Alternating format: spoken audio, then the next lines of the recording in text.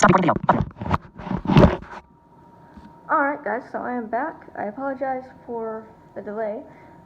So, anyway, as I was saying, this is going to be part 2 of, hopefully 2. So, whenever you apply for the job, you talk to them about your disability. If you want to, it's up to you. When you get the interview. So, like I said, I tell them depending on the circumstances. So if it's a virtual interview over the phone, I don't really need to because they're not going to know. But because my resume, I include Braille as one of my skills, it kind of comes up because they're like, oh, you know Braille? And I'm like, yeah, I do. So yeah. Speaking. Sorry, my dog's being crazy. So, we talked about it, and I'm very open. I very publicly say that I'm blind. I have a guide dog, it's kind of obvious, and I wear sunglasses. So, it's no big deal to me, but if you have an invisible disability or you just don't feel comfortable, you don't have to. There's no legally anything saying you have to tell them. And honestly, sometimes it's a bad thing. I've had lots of problems with people panicking, basically. I tell them I'm blind, and they're like, oh, okay, well, the interview's over, so we don't need anything else, bye, and, then it's just like, okay, I'm not getting that job. And I've had some when people are like, oh, okay, cool, could you tell me more about that? And I'm like, yeah, I don't mind, and so I tell them, how I do the job as a blind person, what kind of stuff I use, how do I make stuff accessible, what can they do to make it accessible, and I tell them, like, look, I might not have all the answers of how I do things, but, I can tell you how I do things now, and if you're willing to work with me, we can figure it out. That's how I approach everything. So, it is stressful because I don't know all the answers, and they're like, well, how would you handle this situation? I'm like, well, I don't know, I've never been in that situation, so I can't answer that fully, but, I can say, like, I've been in this situation, I did this, so I'd probably try this, and if it didn't work, I'd try something else. And I would just, a lot of it is, because my job is healthcare, so a lot of it is, if the patient does this, what would you do? And I say, well, I talk to the patient, see what they want to do, see how they handle it, and then I go off what they want. So like one of them was, if someone was getting upset and started to become aggressive, what would you do? And I said, well, I would talk to the person, ask them why they're upset, ask them to explain to me, to show me why, and ask them what I can do to help them, because they're a person. I'm not gonna be like, oh, you can't be aggressive, like, we're gonna fix that. I need to know why so I can help, because if I don't know why you're upset, it's gonna make it worse, So, I just answer their questions honestly. I don't lie. I'm not gonna lie and say, oh, I'm a super blind person, I've got all the answers, because I don't. I haven't even done this as a job, so I don't have all the answers. I'm very honest about that, and I think employers would love to know that you're honest and you're not lying, because, if I went into a job and I said, interview, and I said, hey, I know it's easier for you if I'm sighted, because you don't have to make accommodations, and I don't use JAWS, I can read print, and I could lie and tell them I can do all these things, but it would be easier on them, and I might get the job, because some people are prejudiced and they don't want blind people working for them, but the reality is that if an employer does not want to make accommodations for me as a blind person, I don't want to work with them, because we're in occupational therapy. We do adapting things. That's like our job, is to adapt and, make the environment more accessible for our people. So, if they're not willing to show that kind of thinking, the change of thinking that's required to accommodate an employee with a disability, I'm not gonna work for them. I'm not gonna do all the work of, getting accommodations and trying really hard as a blind person to live up to what they expect, because a lot of times the employers that want, able-bodied employees, they don't really want a disabled person there. They don't really, they have their own ideas, and a lot of times with those type of employers, they believe the OT theory that, you know, if you have a disability, you're broken, you're not whole, so we need to get you cured. And I don't want to work for a place that believes that cure is the only answer, because I don't believe that's the answer. And I can get into that in a later video if you want, but you know, a lot of the methods that we are learning in OT school and you know, in the field, it's just like they want a cure, and whenever they see an employee with a disability, they're like, oh, you have a disability, cool, so let's fix this. You know, you need to be functioning normally like everybody else, and they don't understand what diversity is and how that works, so I don't want to work for them, you know. I have come off interviews crying. I had my very first interview ever, and everything went good. You know, they were very kind, very chill. I told them I was blind, and they were like, okay, cool, and moving on, and which is fine, you know, I understand, but most of the time people don't know a lot of blind people, so they normally ask questions, and this was my first interview. Nothing came up, nothing as a red flag came up, but when people don't react when you tell them you're blind, either that's a good thing, and they'll say something like, oh, cool, you know, I know someone who's blind who uses this, do you use this, you know, it'll come up. But if they say, oh, okay, move on, like, that scares me, because most of the time it means they're uncomfortable and they don't want to bring it up, because they'll think that it makes you uncomfortable, and it's the whole thing. And also there's the fact that legally, you know, they're not really allowed to address that type of thing, so I mean, I address it first, that way it's not so awkward, because legally they're not supposed to say, oh, by the way, do you have a disability? You know, they can't do that legally, so, I mean, you know, I had to be the one to bring it up. I'm like, I'm blind, so, you know, and I started bringing it up in the situation, like, I'm like, oh, so, this happened, and, you know, I'm blind, so I couldn't see them, so I had to touch whatever to help them, or, you know, I had to ask them what was going on, or, you know,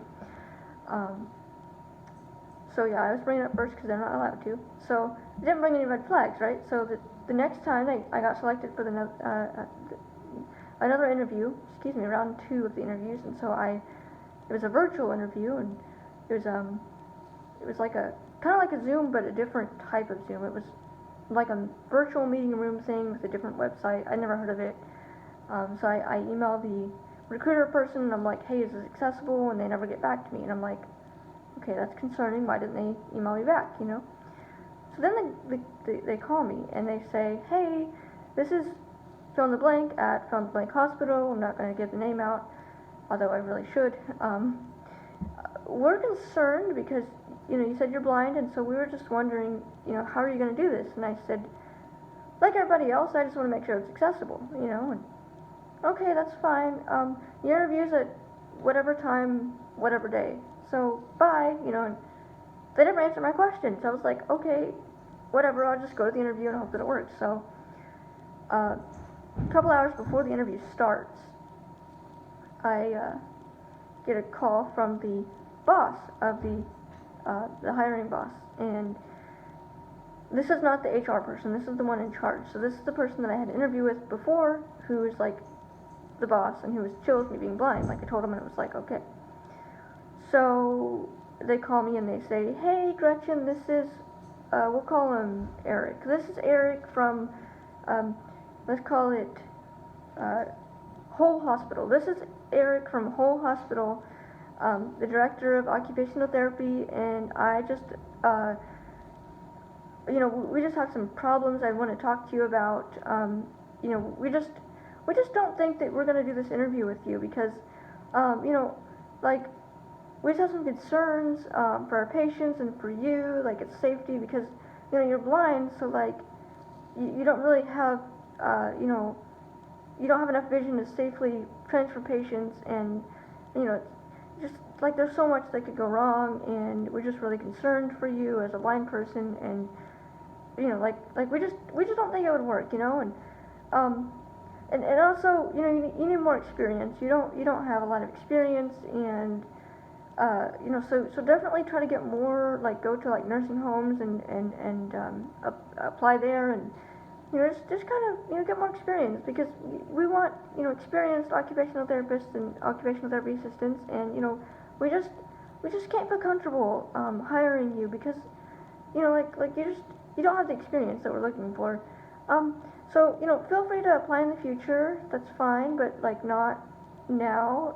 So, we're not going to be able to have the interview, I'm really sorry, but just let me know, if you want to apply in the future, we'll be happy to take your application, just get more experience. And so then I'm sitting there, and I'm, like, already about to cry, and I was like, oh, darn it. And I was like, so, do I need to, like, cancel my interview? And he's like, oh, no, it's okay, I'll take care of it. I'll cancel it for you, it's fine. So, you just get more experience, and you can apply again. Bye. And by that point, I'm, like, in tears, and so I was on my balcony, actually.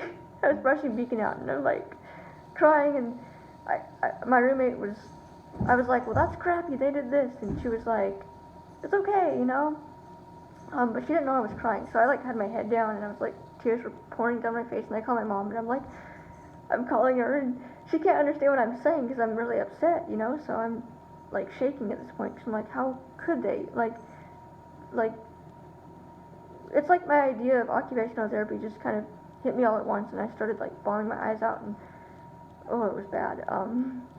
I was just so mad. I was like, why don't they see me as a person? Like, I'm blind, I have the experience, I don't have the experience that they wanted me, but why would they lie to me and tell me I could go to the next round, and like, they just didn't see me as a person that would be equal to that of an able-bodied person, and it really, really made me mad, because I'm not going to say the name of the hospital, but they are a very popular hospital for spinal cord injury and, other disabilities that are, higher complex, that are not, it's not something invisible, it's very obvious disabilities. So I'm like, how can you, as a hospital that says you promote healing and, return to as normal as a life as possible, but also, understanding the limitations of disability, blah, blah, blah, how can you say that's okay? Hold on 1 second, I'm sorry, my dog is going crazy.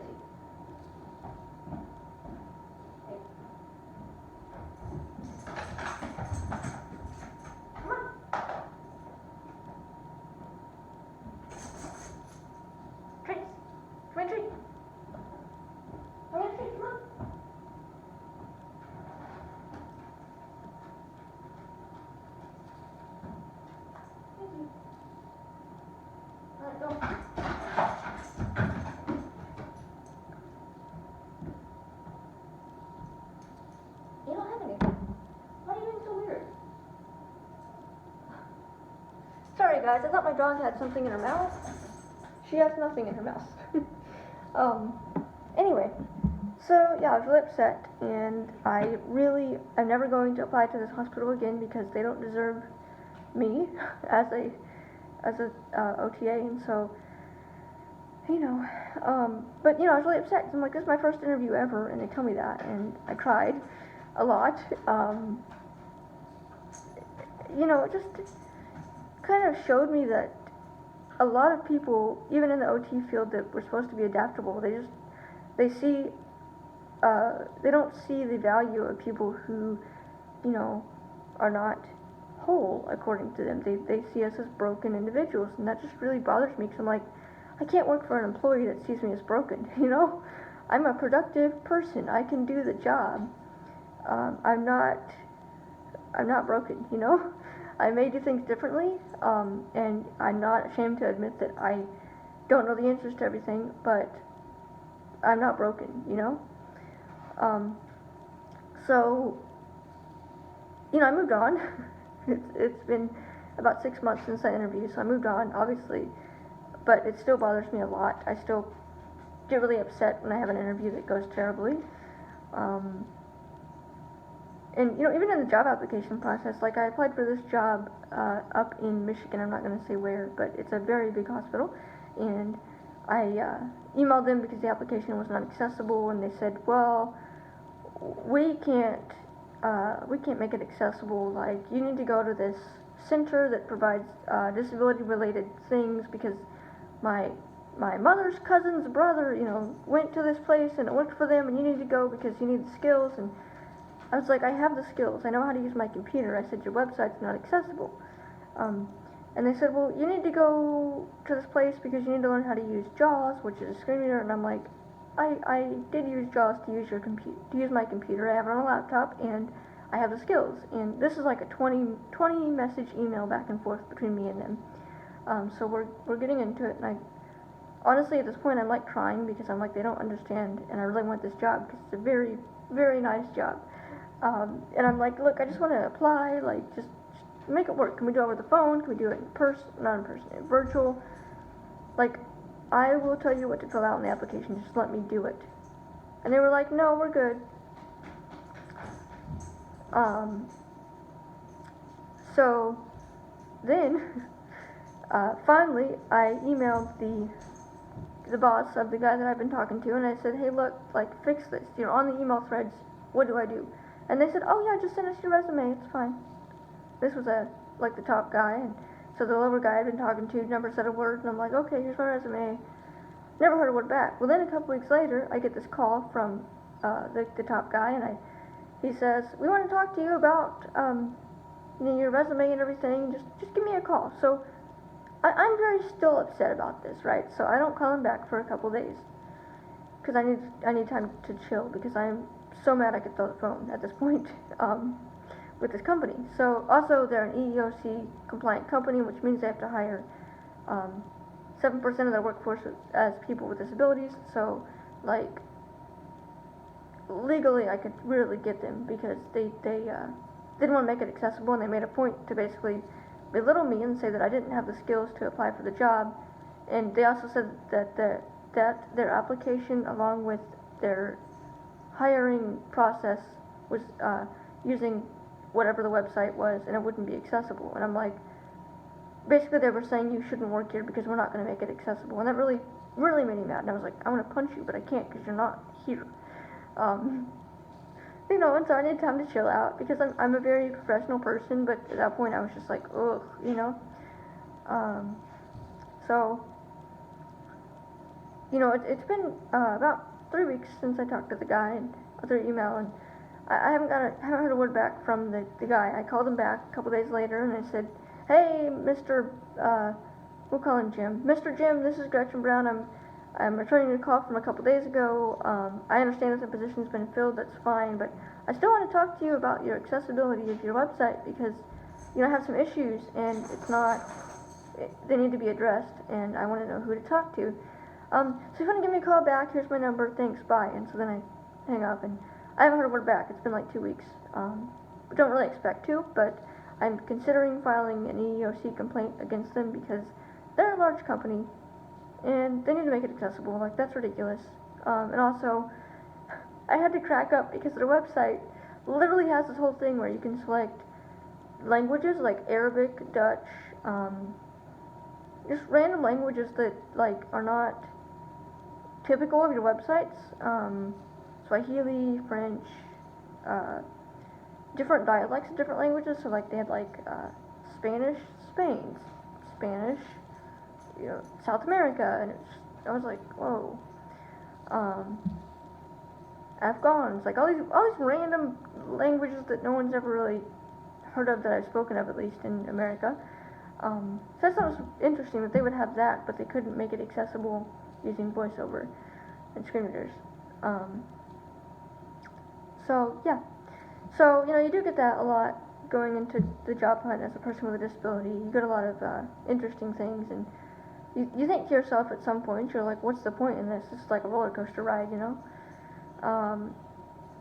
And the only thing I can say to that is cry when you need to, and then move on. You know, I'm not gonna lie and tell you that this job hunt's been easy. I still don't have a job. It's been almost a year since I graduated. And there's a high percentage of disabled people that don't have jobs. And honestly, that's a fear for me, is what if I don't get a job? You know, what if I end up never getting a job, and I end up just being a person without a job, you know, being unemployed? And, you know, that really scares me, honestly. I'm not gonna lie and tell you that it's fine.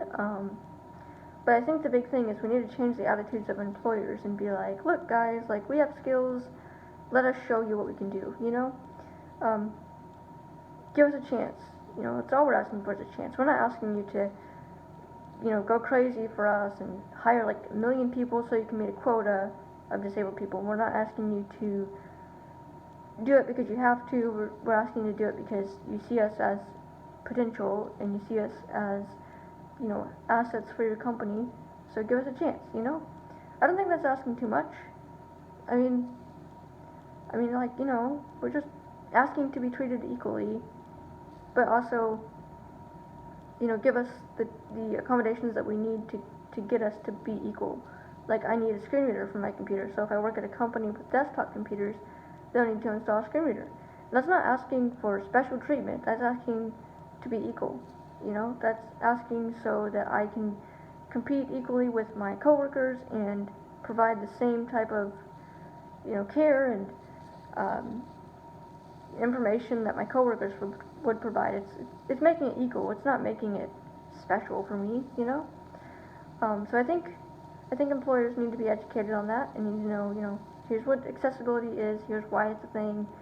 If you value diversity and inclusion, then include us, because a lot of times they'll say we're diverse. Look, we have people that are from Mexico and from like all these other countries, and they have this color skin, and that they're like from 5 feet to like 7 feet tall. And we're very diverse. Look at us. We have women in our workforce, and they graduated from this school and this school, and they they live in this, and they're a single mom and a single dad, and they do all this stuff, which is fine. But I'm like, where are your disabled people? Like, we're not included in the inclusivity, and I don't really get that. So if you're an inclusive employer, then where are your disabled people? Show that. Be willing to show that. Don't make it a big thing like, look, we have disabled people, but make it like, show just everyday life that people with disabilities are equal to everyone else. So sorry I had to go on a little rant, but it just, on days when I have really bad days, I really want to scream at people and be like, look, we're people too. So anyway, when you get to that point in your job hunt, which you will if you're applying for a job in the world of today, cry. And I have this thing where I give myself 10 minutes of crying time, and then I'm like, okay, move on. It's hard to move on, but I do. And I had to keep thinking, okay, well, the more applications I send out, the more people I talk to, eventually someone's going to give me a chance. And with these interviews, I can go like 3 months without having an interview, and then all of a sudden I have like 5, and I'm like, whoa, what happened? And today I got on this interview, and this lady was like, that's nice that you know Braille. We hire, we have teachers of the visually impaired here, which is, they hire teachers for blind people, and we really need someone that knows Braille, and can you tell me about your experience? And I was like, yeah, like I'm blind, so I use Braille. And she goes, oh, okay, so like, because I use JAWS on my computer on my resume. I listed that. So she goes, oh, that's cool, you use screen readers too. Like, that would be great, because we have some blind people, blind students. And I was like, great, like, you see that as important, go, me, because a lot of times people don't see Braille as important, and I'm like, it is, that's me, that's a skill, that makes me stand out, because I'm blind, not because of, blindness, but just because I have the skill of Braille.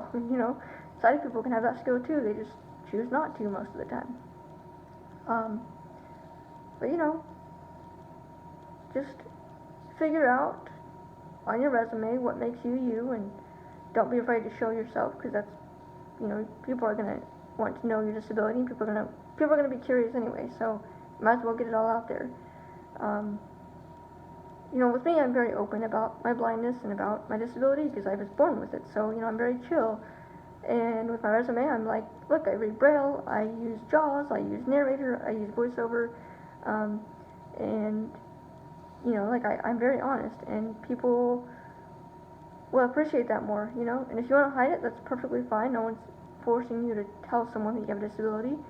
But for me, I believe that some of my skills that I've had as a blind person are, assets to the company. I can relate to people with disabilities. I can read Braille. I know how to use public transportation, so I can get around easier. And if I need to teach public transportation to people, I can do that. It's not that hard. Um, I, I understand people without the visual aspect of things, so, I can touch people and I can assess their breathing by putting my hand on their shoulder. I don't need to see their chest rise and fall. You know, I have different techniques of doing things, and I can still do the job equally. I just do it differently. So I think people need to learn and to understand that we have disabilities, but we still have potential, and it may take us, either longer or different ways to do things, but we still get them done. They still get done at the same productivity level. Like everyone, it's a learning curve. We get a new job, we have to learn how to do it. So, don't expect us to be able to do things like everybody else, but do expect us to do, eventually get the end result of the same, the end result will be the same no matter what you do, how you do the thing. Like if you cook differently than someone else, you can still cook, that's all that matters, you still get food on the table at night, if you're a delivery person, you like to get your food delivered, or you make your food yourself, like, you still get food on the table. It's the same concept as, working with a disability. You do it differently, but you still get it done, So, if you are a disabled person and you're watching this and you're looking for a job, feel free to comment on this post, tell me about your experiences. I'd be happy to hear them. And, never give up, because eventually you'll find that person that's like, okay, cool, let's work on it, So yeah, so anyway, thank you all for watching.